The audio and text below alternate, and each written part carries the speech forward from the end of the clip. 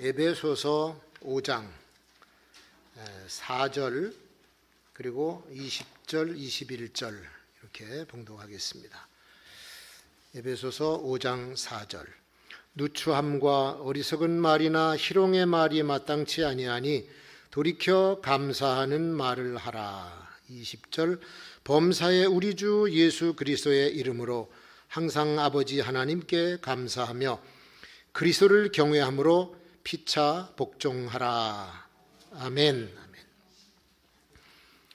성경에 아주 좋은 단어들이 많이 있어요. 사랑이라든지 또 화평이라든지 긍휼이라든지 기쁨 이런 단어들은 한 가족입니다. 근데 거기에 감사도 같은 가족이에요. 하나님께로부터 나오는 감정들이고 또 그 단어를 잘 실천하면서 살면 하나님의 축복을 받는 단어가 바로 이런 단어들입니다. 사랑은 자랑하지 않고, 사랑은 무례하지 아니하며, 사랑은 자기의 유익을 구하지 않는다. 고린도전서 13장에 보면은 사랑에 대해서 이렇게 말씀을 했어요. 감사도 마찬가지야. 감사하는 사람이 교만할 리가 없고, 감사하는 사람이 무례할 리가 없고, 감사하는 사람이 자기 유익만을 구하는 이기주의자가 될 수가 없는 것이죠. 근데 우리가 세상 살아가는 사람들 모습을 보면 감사가 거의 사라진 것 같아요. 자기에게 이익이 없다고 하면 그냥 그때부터 불만 터뜨리고 불평하고 원망하고 막 소리를 질러대고 그러지 않습니까? 매일 접하는 뉴스가 감사할 수 있는 분위기가 아니더라고요. 속이고 빼앗고 서로 싸우고 죽이고 이런 상황, 이런 분위기 속에서 어떻게 감사가 나오겠습니까?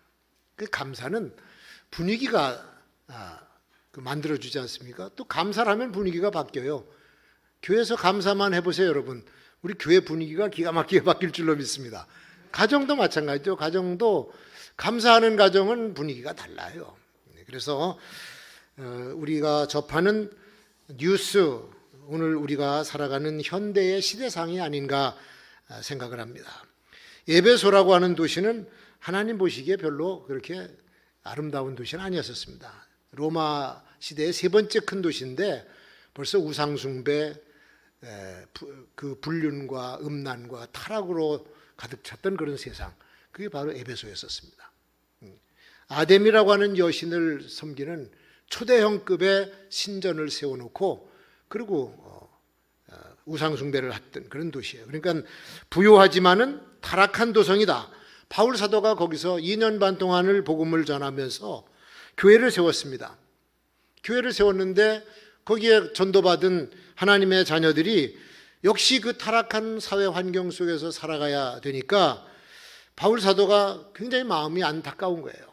어떻게 저들이 믿음을 지켜서 살아갈 수가 있을까? 이 온통 더럽고 불의한 것들이라서 고개만 돌리면 추악한 모습이 눈에 들어오고 듣지 않으려고 해도 더러운 소리가 들리는 온통 오물투성이 같은 그런 세상에서 어떻게 타락하지 않고 성도들이 살아갈 수 있을까? 그걸 염려했던 곳이 바로 에베소였기 때문에 에베소서 5장에서 오늘 우리에게도 그들에게도 꼭 지켜야 될 메시지를 주는 거죠. 요즘 애들도 그렇고 어른도 그렇고 사람들이 사용하는 언어가 얼마나 상스러운지 몰라요. 그리고 날이 서 있어요. 날카로워요. 가시돋친 말을 서로를 향해서 쏟아놓고 또 욕설도 하는 거 보면 입에 담지 못할 욕들을 애들 때부터 하더라고. 애들 때부터. 학교에서 애들 욕하는 거 한번 보세요. 선생님들 계시면은 어떤 욕을 하는가. 자기 부모를 저주하는 욕까지 한다고요. 그러니까 그런 세상, 어리석은 말, 탐욕의 말, 희롱의 말이 난무하는 이런 세상에서 우상도 섬기고 음란하게 살던 이런 사람들이 어떻게 하나님 나라를 기업을 얻을 수가 있을까? 너희도 전에는 그런 어둠 속에서 살았었는데 이제 결코 그런 사람들하고 같이 되어서는 안 된다. 에베소서 5장 7절 8절에 그렇게 말씀합니다. 예수 그리스도를 영접한 너희는 주 안에서 빛이니 빛의 자녀들답게 살아라. 그게 바울 사도가 권면해 주는 메시지죠. 그리고 이 교훈은 현대를 살아가는 우리들도 똑같이 받아야 될 메시지예요. 그때 에베소 상황이나 오늘 우리의 상황이나 별다른 게 없거든요. 그냥 그대로 받아서 순종하면 돼요. 감사하라 그러면 감사하면 되고, 사랑하라 그러면 사랑하면 되고. 근데 사랑 속에서 감사가 나와. 한번 우리 따라 합시다. 감사는 사랑하는 마음에서 나온다.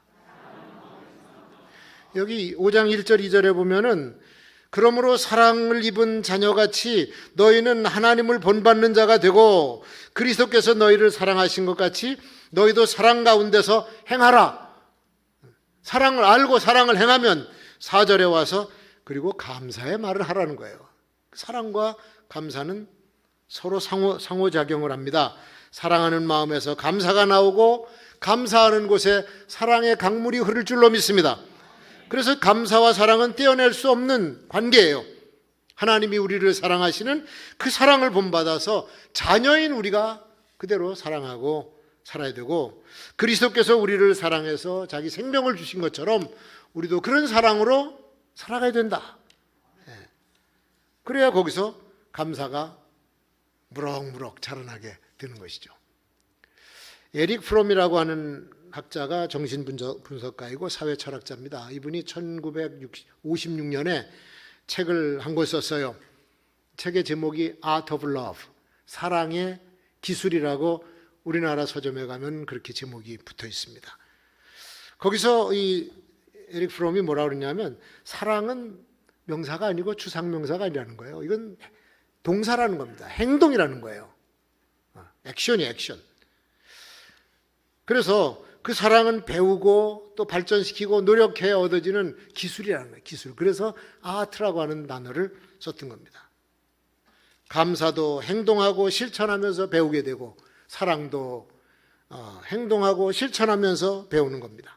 모든 대인관계에서 사랑하려고 하는 노력이 있으면은 그 아름다운 관계가 형성이 되죠. 대인관계를 융화시키는데 감사하는 노력만큼 효과적인 것이 없습니다. 사랑을 하든 감사를 하든 거기에는 용기도 필요하고 겸손의 자세가 필요한 거예요. 그 믿음과 훈련을 통해서 이웃을 사랑하는 자기를 개발해 나가야 진정한 사랑을 알게 되고 그 사회가 복되고 아름다워진다고 하는 것입니다. 이 저자의 얘기는 그래요. 사랑의 기술에 대해서 4가지 기본 요소가 있는데 첫 번째가 보살핌이다. 사랑은 보살펴 주는 거다. 두 번째, 사랑은 책임을 져주는 거다. 세 번째, 사랑은 존중해 주는 거다. 상대방을 존중해 줘. 사랑은 네 번째, 지식이 있어야 돼. 지식이 사랑을 가져와요. 그래서 이걸 다 실천하는데 아주 힘든 일이지만 집중해서 훈련하고 인내심을 가지고 계속 실천하면 이게 이루어져. 사랑하는 사람이 된다고 하는 거예요. 감사도 마찬가지죠. 감사도 집중으로 노력하고 훈련하고 할 때 감사하는 사람이 되는 건데 이게 자동적으로 되는 게 아니거든. 그리고 이 프롬의 얘기는 또 한 가지를 강조합니다. 자기 사랑을 강조해요. 자애, 자기 사랑. 이 자기 사랑은 이기적으로 나만 사랑한다고 하는 뜻이 아니에요. 자기를 먼저 사랑할 줄 알아야 다른 사람도 사랑할 줄 안다는 얘기죠. 그리고 자기를 포함해서 모든 사람을 사랑하지 못하면 그거는 진정한 사랑이 아니다. 남은 사랑해 주는 것 같은데 자기를 사랑 못해 그것도 안 된다는 얘기죠. 감사도 마찬가지야. 자기 자신에게 먼저 감사하고 남에게 감사하는 것. 나를 존중하고 나에게 감사하고 나를 귀하게 여길 때 남에 대한 태도, 남에 대한 자세도 감사하는 마음이, 사랑하는 마음이 나갈 수 있다고 하는 거죠. 근데 오늘날 우리 사람들 가운데 보세요. 자기 평가절하 하는 사람들이 많잖아. 자기를 미워해요.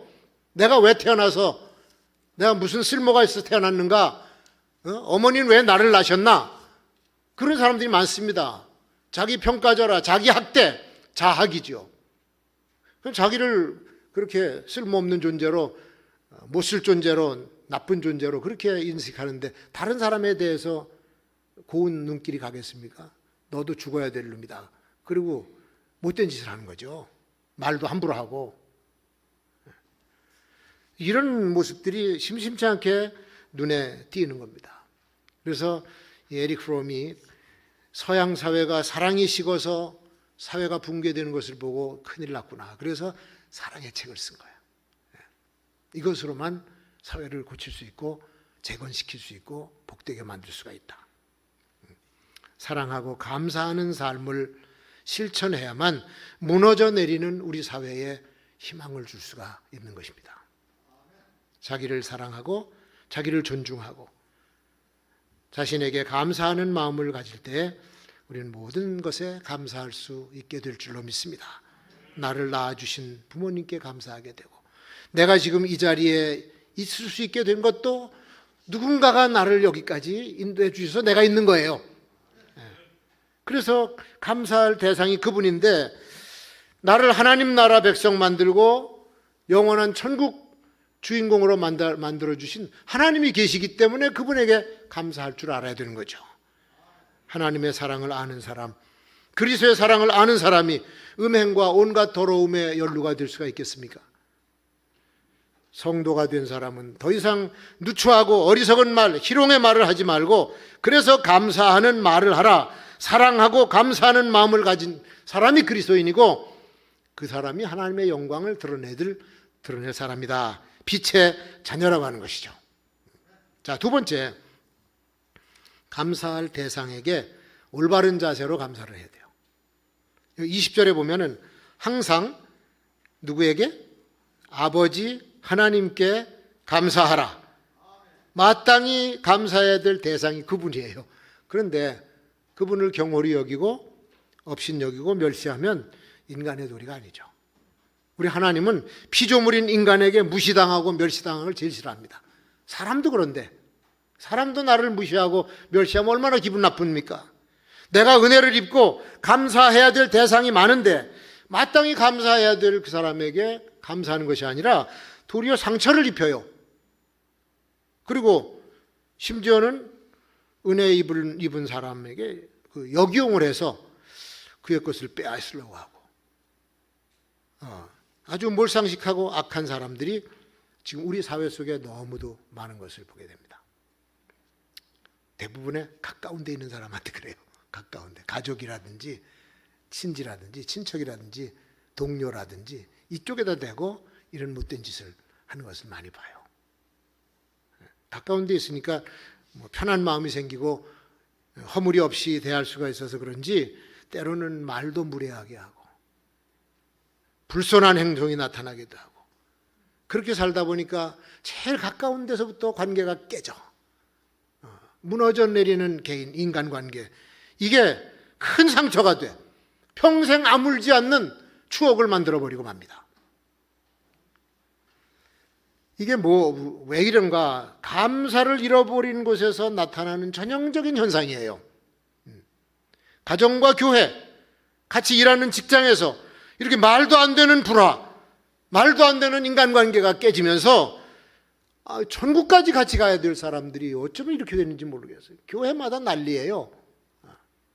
서로 미워하고 눈을 이고 안 볼라 그러고 피하고 말을 안 섞으려 그러고 이게 무슨 짓입니까 도대체? 그러니까 교회가 풍비박산이 나고 교회가 아닌 이상한 집단이 되어버리잖아요. 감사해야 될 대상에게 씻을 수 없는 잘못을 범하고 평생 후회하고 아파하는 사람이 많습니다. 우리가 지난 몇 주간 동안 야곱의 일생에 대해서 살펴보지 않았어요? 야곱이 인간관계에서 실패했습니다. 사실 2번 실패했잖아. 형하고 척지고 나왔죠. 그 다음에 라반 외삼촌하고도 또 이상한 짓을 해가지고 그래서 결국은 아주 불편한 관계로 나왔기 때문에 번민이 많고 고통이 많아요. 그걸 원상복귀시키는데 엄청난 대가를 치릅니다. 엄청난 대가를 치릅니다. 그러니까 감사할 대상에게 감사하지 못하고 상처를 주고 나니까 그 대가는 자기도 아프고 남도 아프고 대가가 들어. 시간, 돈이 다 들어가. 우리나라 갈등 해소 비용으로 수조 원이 들어가요. 갈등만 없으면 그 돈이 다 세이브가 되는데 싸우다 보니까 돈이 많이 들어가는 거예요.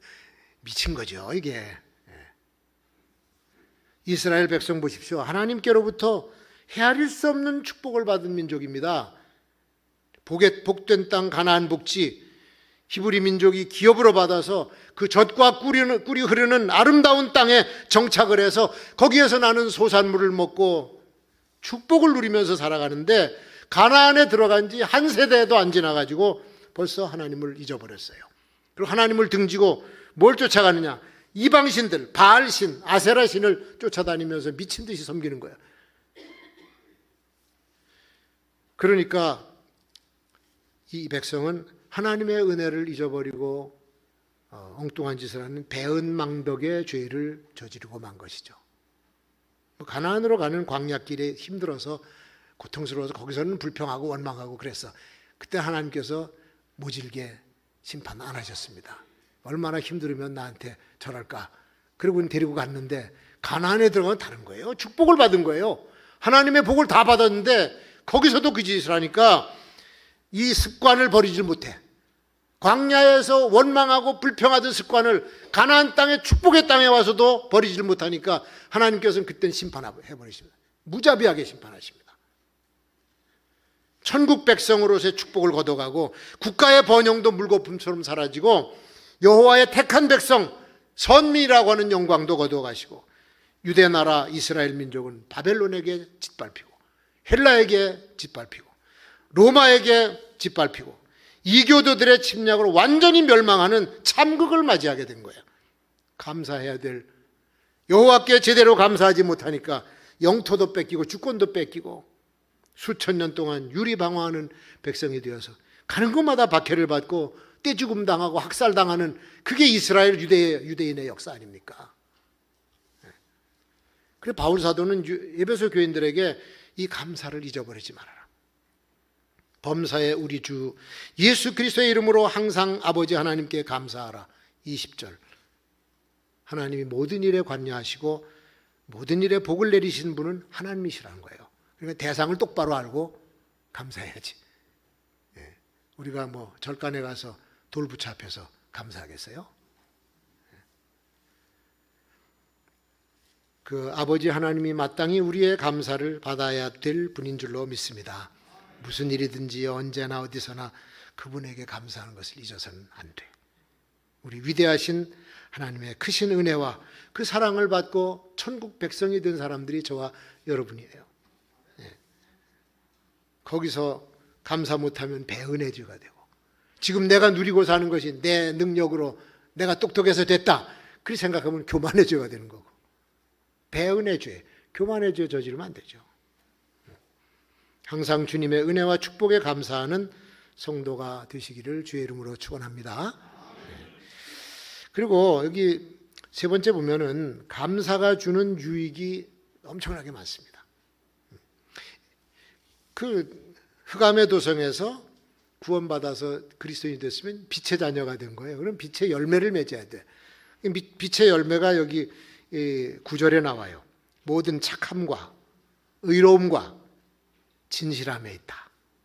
빛의 열매는, 한번 우리 따라 하실까요? 빛의 열매는 모든 착함과 의로움과 진실함에 있다. 이거를 하나님께서 기뻐하신다는 거예요. 하나님을 기쁘시게 하는 것이 그거라는 겁니다. 그러니까 성령의 도우심으로 빛의 자녀가 됐으니까 성령 충만을 받아야죠. 감사하고 사랑하는 것이 내가 노력하고 맘먹었다고 되는 게 아닙니다. 그 우리가 경험해 보면 감사해야지, 사랑해야지. 됩니까? 내 노력 갖고 내 결단 가지고 안 돼요. 성령께서 그 마음을 주셔야 돼요. 사랑의 마음을 부어주셔야 미운 사람도 사랑하게 보이고 감사할 것이 아닌 것 같은데도 감사하게 보이는 겁니다. 성령님이 도와주셔야 되는 거죠. 그리고 감사는 모든 긍정적인 단어와 연관이 되어 있어요. 감사할 줄 아는 사람은 긍정적인 사람이 돼. 남을 봐도 좋게 보고 칭찬하게 되고 그런 사람으로 되는 거예요. 근데 비난만 하고 비판하고 원망하고 맨날 이렇게 살던 사람은 감사가 나올 수가 없어. 마음 상태가 그렇게 됐기 때문에. 부정적이에요. 부정적. 그럼 남을 미워하는 사람이 어떻게 감사할 수 있겠으며 탐욕의 사람이 어떻게 감사할 수가 있습니까? 요즘에 TV에 나와서 고위층 여자가 국회의원이 됐더라고. 사기죄에, 배임죄에, 횡령에다 아주 못된 일, 혐의가 엄청나게 많은데 그렇게 많은 사람들에게 피해를 주고도 죄송하다는 말 한마디도 안 해. 얼굴 똑바로, 눈 똑바로 뜨고 죄송하다는 말 한마디도 안 해.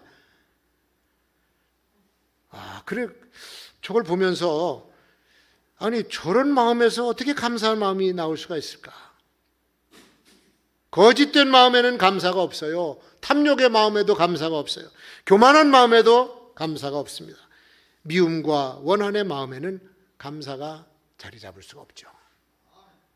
참 감사의 마음은 성령께서 주시는 마음, 그 감사의 마음에서 모든 세상 일들이 아름답게 변하는 줄로 믿습니다. 그러니까 아무리 많이 해도 부작용이 없어요. 감사는 많이 해도 부작용이 없어요. 이거는 제한이 없어.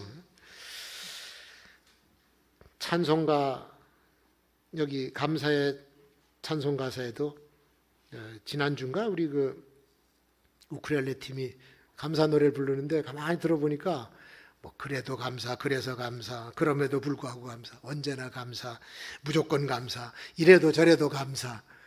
노래가 그렇더라고. 가사가 다 옳은 얘기죠, 그죠? 이래도 저래도 그럼에도 불구하고 감사하는 것. 무조건 감사, 언제나 감사, 항상 감사, 할렐루야. 그게 감사하는 사람의 태도고 감사는 그렇게 터져나와야 되는 거예요.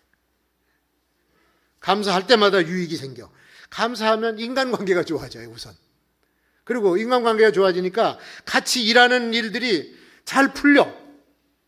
형통하게 되어버려. 감사하는 마음엔 우선 행복감이 넘쳐. 내가 감사하고 나면 상대도 행복하고 나도 행복해. 행복하려면 감사하세요. 감사하는 사람의 마음이 밝아지니까 판단을 옳게 해요. 판단을 옳게. 감사하는 사람들이 역사를 발전적으로 바꿔갑니다. 그리고 감사하는 사람의 운명은 축복이에요. 감사하는 마음에서 예배도 진정한 예배가 드려집니다. 오늘 19절 21절에 보면 시와 찬미와 신령한 노래들로 서로 화답하며 너희의 마음으로 주께 노래하며 찬송하며. 찬양과 경배, 예배 아닙니까? 범사의 우리 주 예수 그리스도의 이름으로 항상 아버지 하나님께 감사하며 그리스도를 경외함으로 피차 복종하라. 이 무슨 뜻입니까? 성령으로 충만한 감사와 사랑이 진정한 예배자를 만든다는 거죠. 그래서 예배는 감사 없이 드려질 수가 없어요. 예배 드리러 나오는 그 마음은 감사의 마음을 담고 와야 되는 겁니다. 여러분 오늘 예배 오실 때 어떤 마음을 가지고 오셨는지 모르겠어. 뭐 다른 생각 가지고 오셨는지도 모르고 집안에서 좀 말다툼을 하고 오신 분들은 속상해가지고 기분 더러워 갖고 왔을 거야. 감사의 마음이 없을 거야. 감사의 마음은 저쪽으로 가고 오늘 괜히 기분 꿀꿀하네. 날씨도 별로 좋지 않은데 누구 하나 걸려봐라 내가 가만두나. 그건 예배자의 자세가 아니지. 감사하는 마음을 담고 저기서부터 문 앞에서부터 들어오는 그 자세가 예배자의 자세인 줄로 믿습니다.